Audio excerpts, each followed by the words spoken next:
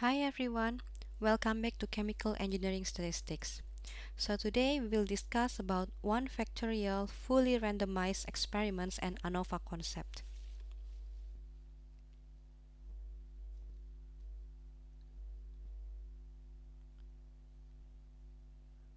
For the first example, here we have an experiment to study further about the effect of cotton fiber content to the tensile strength of the mixed textile fiber.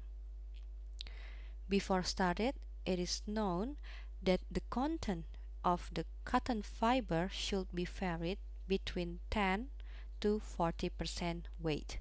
So here in this experiment, we varied the cotton fiber content from 15%, 20%, 25, 30, and 35%.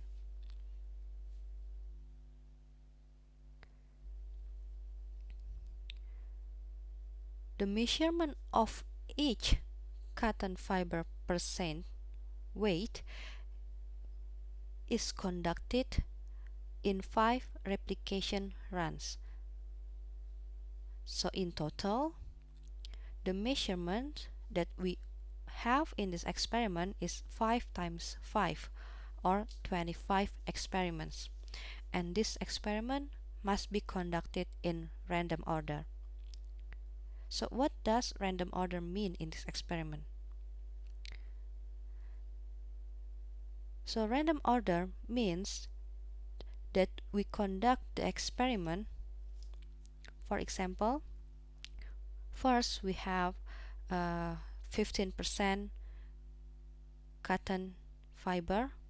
First observation, that's our first run.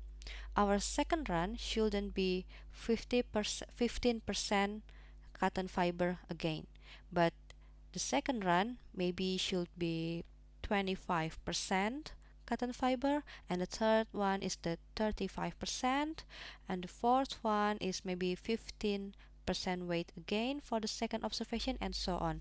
So in that order, we avoid or we have the randomization of our experiment.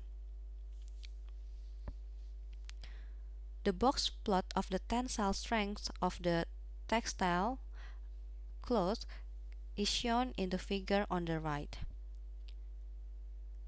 The question is there any significant effect of cotton fiber content to the tensile strength of the mixed fiber? By looking at the box plot, we can see that there are some variation on the tensile strength of the fiber.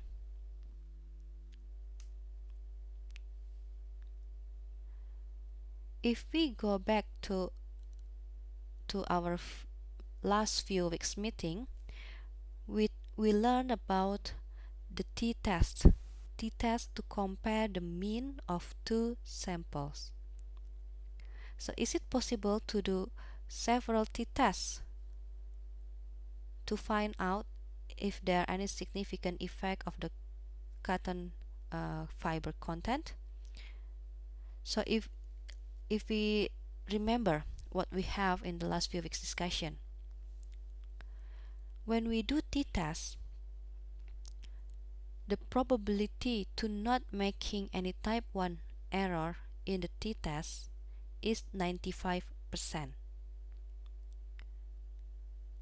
So the probability to not making any error or any mistakes to all of the 10 t-tests is 0.95 power to 10, or this is 0.599.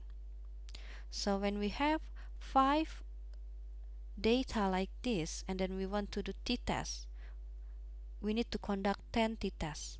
First t-test is 15 and 20, second t-test is 22 and 25, the third one is 25 and 30, and so on. So we need to have 10 t-tests. When we do 10 t-tests, 10 couple t-tests, then the mistake or the probability of to not doing any mistakes of all those 10 t-tests is only 0.599 or only 59%. That's not a very promising probability, so we cannot do several t-tests to check whether the cotton fiber content will affect the tensile strength of the fabric. So how to check, how we can check the significance of the factor? So we need to have different method to examine this data. That method is called ANOVA, or analysis of variance. To understand what is ANOVA, I will give you illustration here.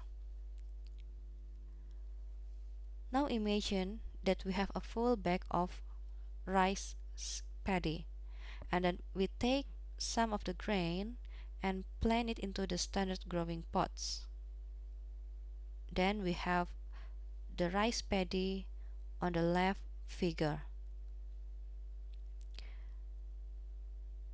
To that rice paddy, we never add any fertilizer.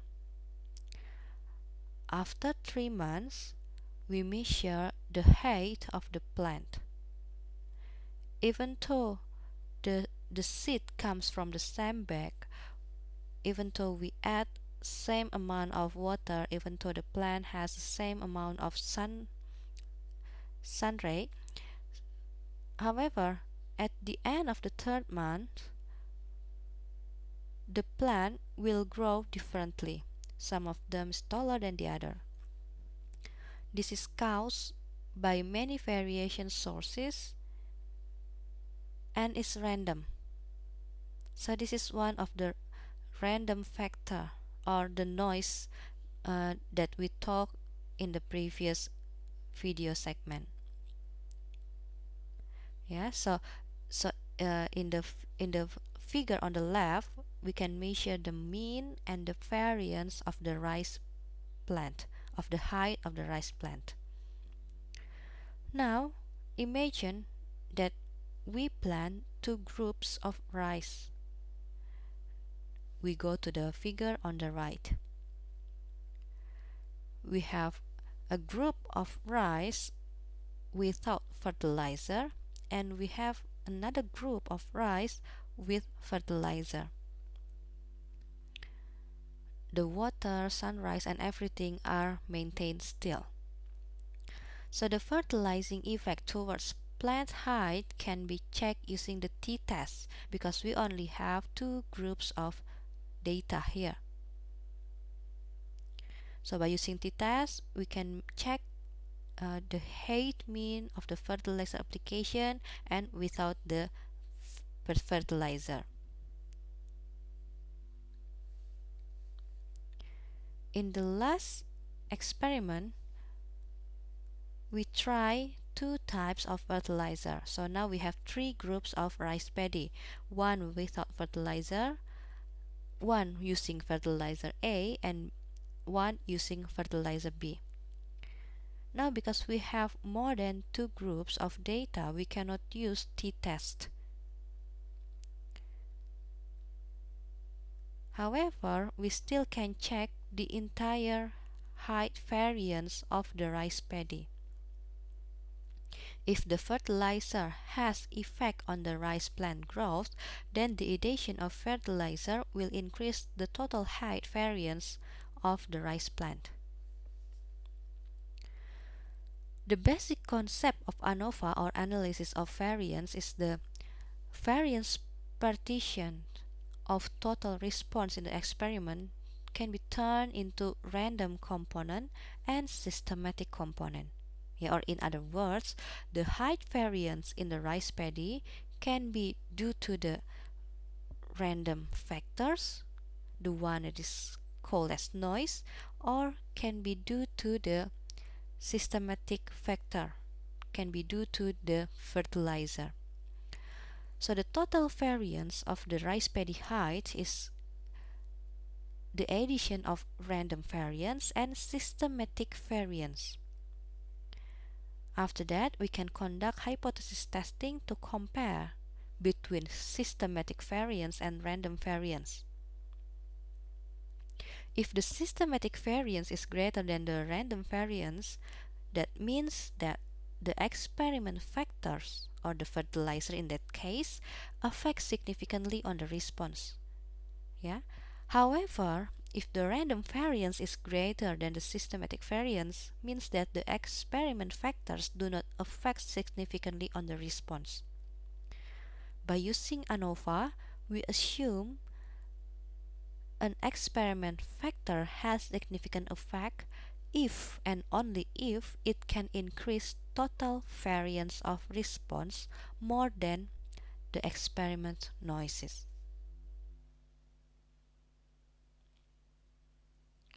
So that's all for today. See you in the next video.